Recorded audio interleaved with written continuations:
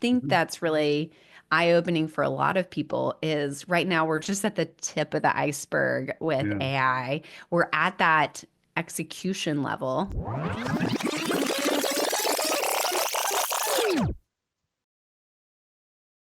Hey, everybody. Welcome back to another episode of the Richer Geek podcast. Today we have Courtney Baker. She's the CMO of Knownwell. It's an AI native commercial intelligence platform and host of the AI Knowhow podcast.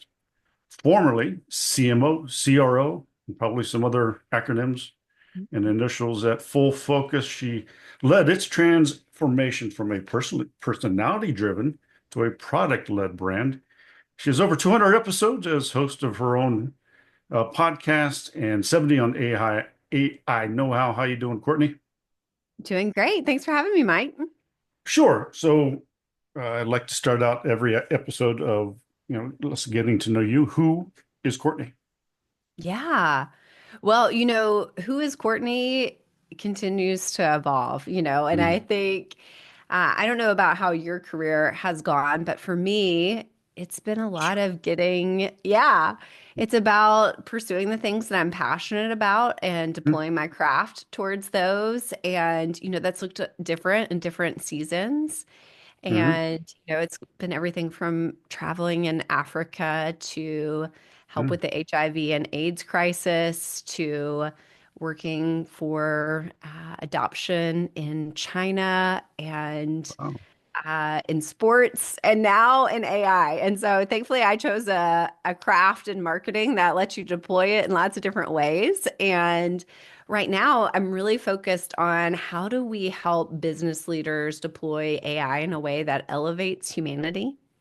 Mm. And we're really excited about what we're building at Knownwell. So that's a curious question because I think there's two different factions of AI. Um, Half the people say, no, AI is going to wipe out humans. The other side goes, no, it's going to enhance humans. So you say that you're going to use AI to enhance. So tell us a little bit about what do you mean by enhancing without, some Yeah. going to take over.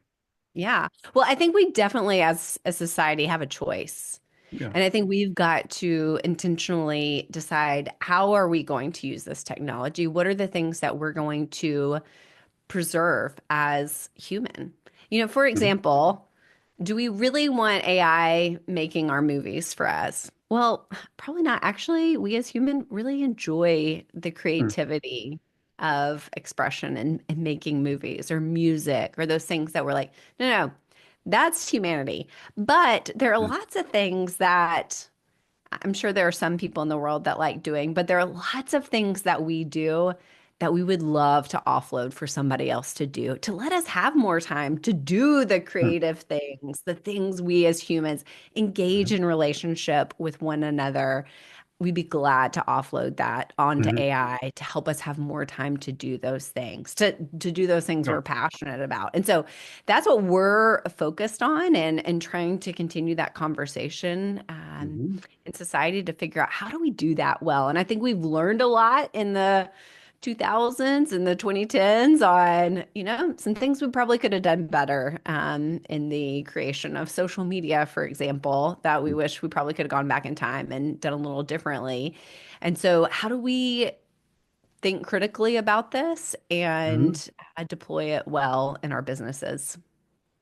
Yeah, because I just saw an article 2 or 3 days ago. I think Bill Gates came out with it, and he says, "Yeah, in 10 years, AI there won't be any doctors, um, surgeons and things Yeah, like that. You're yeah, going to need, but it yeah, will be able to go in, and you'll just be able to type in like WebMD now, but it'll actually say, I yeah, don't know how it's going to work if you put something on your finger and say, yeah, you have this, go take this, yeah, and it's just amazing how far it's come, and it's I use it in my the people that work for me use it in the blogging, the email support.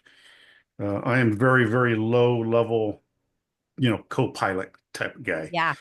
Um, but it's nice. And when I do like even a pitch deck for a new hotel, it just it creates these words and graphs, and I'm like going, wow, that would have taken me a month to do, and it took a couple Yeah. days, of just editing. So let's talk about Known Well a little bit. Yeah. What is your focus? I know it's AI, but are you a consultancy, or what is Known Well? Yeah. Well, basically, what we're doing, if you think about e-commerce or SaaS companies, they've Hmm. really kind of had an unfair advantage in some ways because they have had all of this rich transactional details about what is happening with their customers. When it comes to professional service firms, like especially the marketing firms, the technology service firms, the financial service firms, they don't have all of that rich transactional detail. What they have is rich relationships. And so if you think about a small, let's just take a marketing firm. When you're starting out, you've got 10, 15 clients. There's usually somebody on the team that just intuitively knows what's happening with their clients. They just kind of got their, they're just good at it. They've got their thumb on the pulse of their clients. And they Hmm. can sit in a meeting and then afterwards be like, hey, something was off with Bob, and I noticed that they were late on their invoice. They're never late on their invoice. And this other person posted this thing on LinkedIn. We should probably have somebody on our team reach out to the executive on their team and just make sure we're on track here. They're good at that. But first of all, professional service firms are hard to scale anyways, but that is also hard to scale. It becomes impossible really quickly as you get more and more clients. And so essentially what we've been able to build with AI is what that person was doing on that small team, but we can do it with AI at scale. We can sit in the midst of all of these conversations, the structured data, external data, and say, here is the objective score of this client, the health of this client. These are the opportunities, the strengths, the weaknesses. Hey, here's what the relationship map looks like. So, for executives in these professional service firms, we've talked to hundreds of professional service firms, even the most successful, they will tell you the way that they know what's happening with their clients right now is their team, their account managers manually mark each client red, yellow, green. And so what happens is the executives are basically having to make decisions on the future of their company based Hmm. on this subjective information. It doesn't mean that that information is wrong. It's just it can be incomplete, especially in these professional services that have a many to many relationship map. It's hard for one person to really know what's going on. And so what Yeah. what we've done with AI is basically sit in the middle of all of that and Hmm. help account managers go do the thing that they're great at, which is be in relationship with other people. It's helping executives see, okay, I have an objective source of what's actually happening in my clients. And I certainly can use subjective information alongside that, but my Hmm. confidence in making data-driven decisions has just increased dramatically. So that's what we're doing. We're pretty excited about it. So how are you, talk to someone like me who has no idea what AI is. It's a um, I'm very, very low level.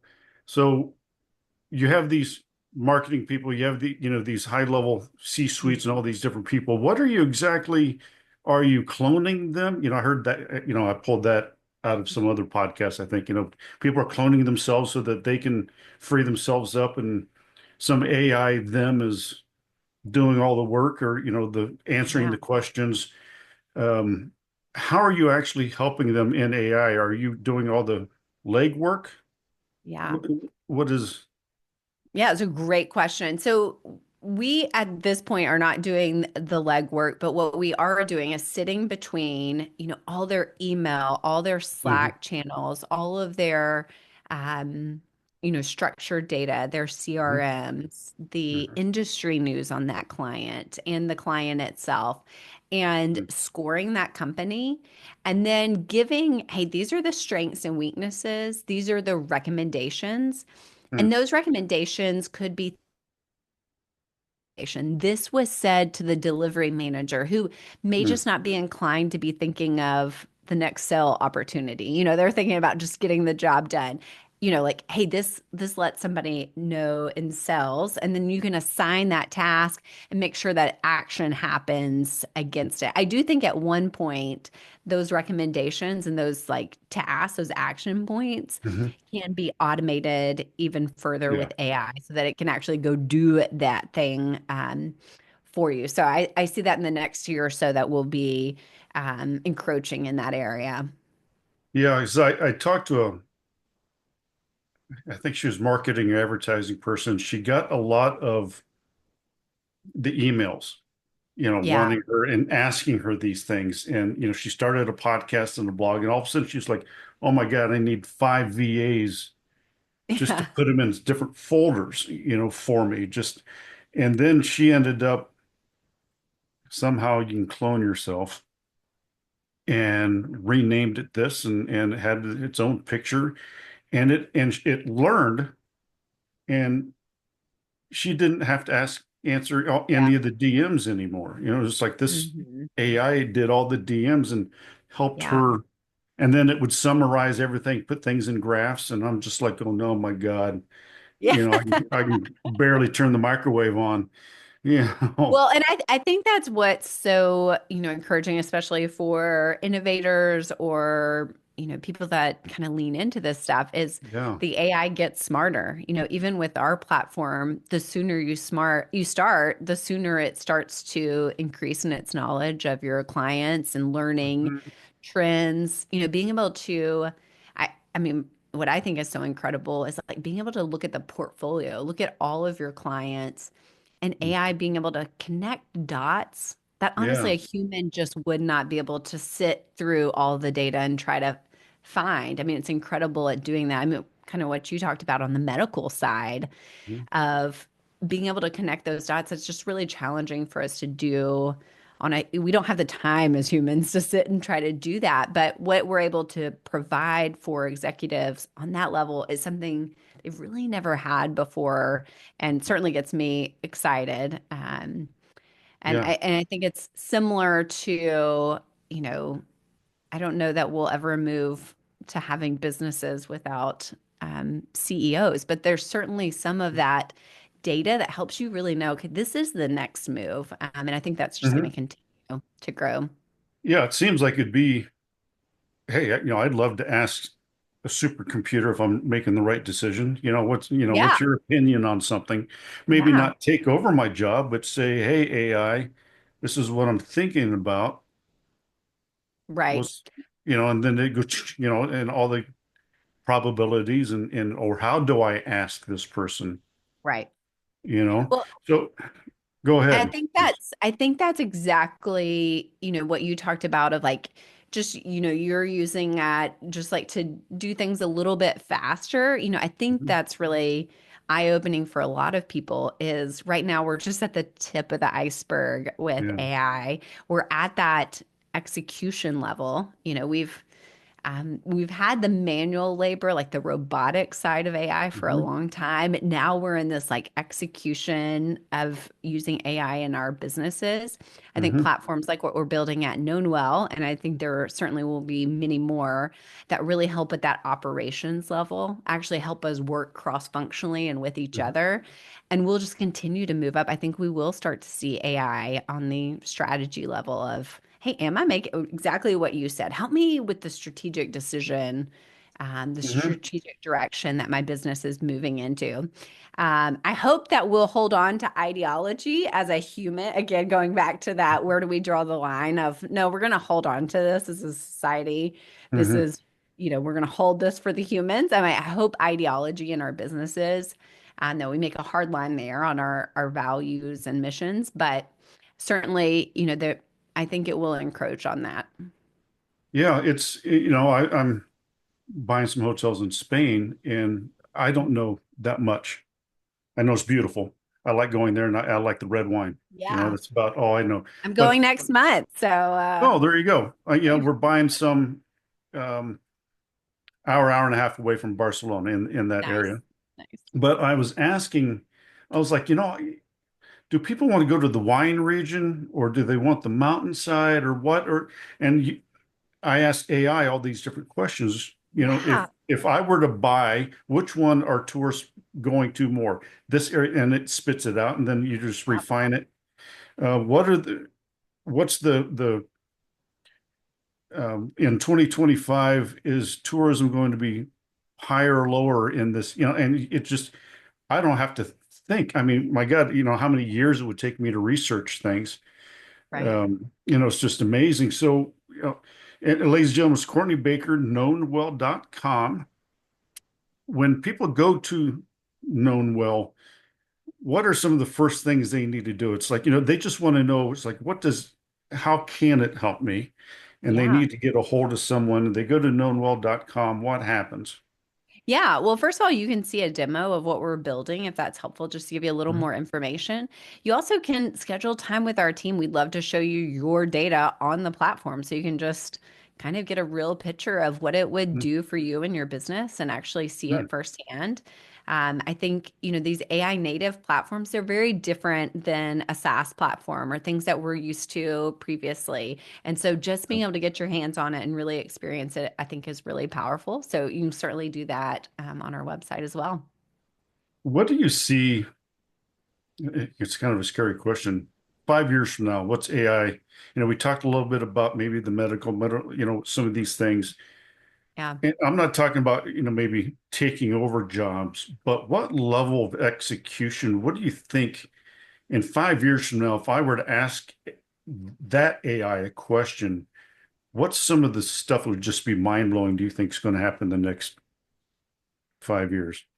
Yeah, I will say just personally, I do hope that there's incredible medical Mhm. advancement. I think we all have family members, friends that are impacted that there's some really encouraging things on the medical side that I hope progress really quickly. I hope that Mhm. our medical community, sometimes it takes a long time for peer-reviewed science even to get executed in the Yeah. medical community, but I hope in 5 years that we've come really light years on that front. I would say in the business side of things Hmm. that creativity will be gold. It's really not going to be, uh, how fast. I think we'll get over that hump of like, oh, okay, I can just do all these things faster than like my counterpart. But Yeah. actually being able to bring creativity, I think that will be the gold standard. So even when you think about marketing firms, again, Hmm. it's not going to be about just, I can check these boxes, but more, I bring this thing that is truly human that AI just can't replicate. Hmm. I think that's where the gold standard would be. Actually, I just read a report recently on AI generated ads, like the images are just Yeah. tanking.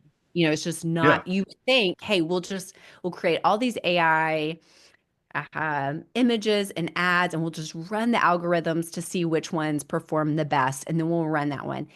Hmm. That when you run that test, get the winners, and then just run it against like creative human creative beats it every time. And I think that's where I do worry about young professionals being able to get the reps of Yeah. uh, the creativity of strategy. I think that word creativity, sometimes we think about visual creativity, and I just gave an example of visual, but I mean, business is a creative pursuit. Like, even in all of our roles, there are parts of what we do that are extremely human, extremely creative. And I think we're going to have to think creatively about people coming onto the workforce. They Yeah. haven't had the reps and the experience to be able to deploy their own creative thinking, their creative problem solving yet. And so you've got AI that is probably better at that than them. And so we're going to have to think about that creatively. But Hmm. um, I think that's where we'll be in the next 5 years is, and maybe this is hopeful. It might be a little optimistic, but that's where I hope that's the direction we've gone. Yeah, and that is a worry of mine. And I'll ask you this question a little bit. It is that the young kids, when they get out of college, I talk to some kids now, it's like, I don't need to know math. I just use my phone. Yeah. And, I don't need to tell time. I don't need to do this. I don't need to know a language. It's all on my phone.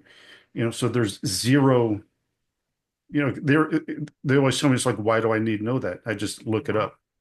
So right. I'm not going to say a dumbing down, but it's just a different thing. Because here, I ask them something tech, and they just, and they just do it.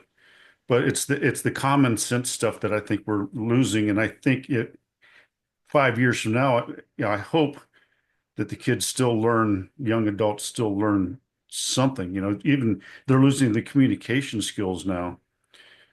Well, Um, I think actually, I think that's a great point. I hope we like double down actually on the humanities.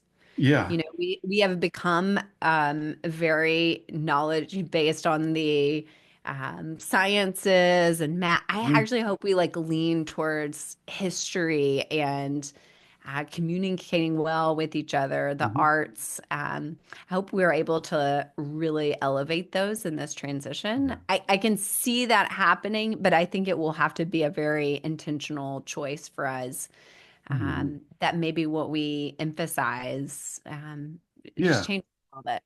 Yeah. Because, kids don't even know what 1776 is anymore. Yeah. Who did we gain our independence from? Like, I don't know, Right. China. I mean, Right. it's not important to them anymore. But here's the thing, it might be, but they're just not taught. So, yeah, and that's the whole thing. Where do you think, the governments are going to have some regulation? How are they embracing AI in your field with businesses? Do you see, um, Washington and these different people just going like, yeah, I don't know about AI. Yeah, Um, obviously, I think the regulation, I would say our administration right now is very anti-regulation.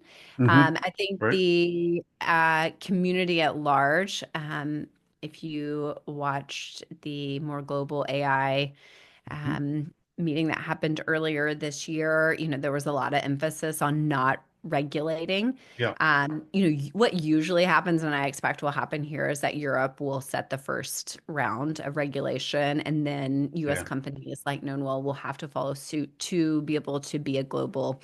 We are so many of us are global companies now. I mean, we're a yep, startup, we're already a global company.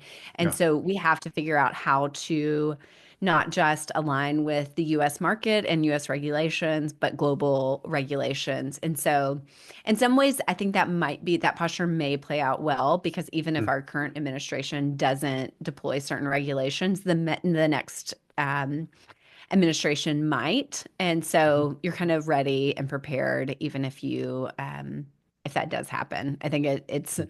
a little worrisome if you go uh, thinking you're not going to have regulations and then 4 years later have some Yeah, robust regulations. yeah. And maybe, I mean, who knows with the Trump administration? Maybe he'll just put it on each individual company. Um, if you want to be global and you want to meet Europe's Yep. regulations, just do it. You know, Yep. maybe it'll Yeah. be up to the individual company. Yeah.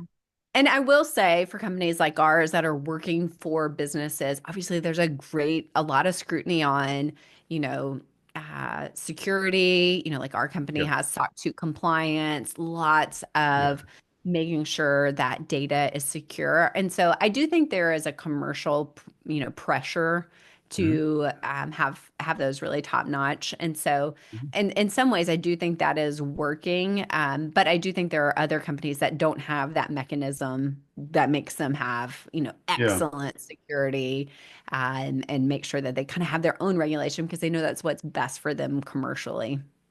Yeah. Because I'd hate to give you my entire life to build up my AI and then Right. have it go somewhere, Yeah. And I will just say I think that companies that we're working with are even more stringent, I think, because this is new Yeah. technology Yeah. than even some other technologies that they probably should be more. But I think just the nature of AI, they're asking great questions. They're very informed.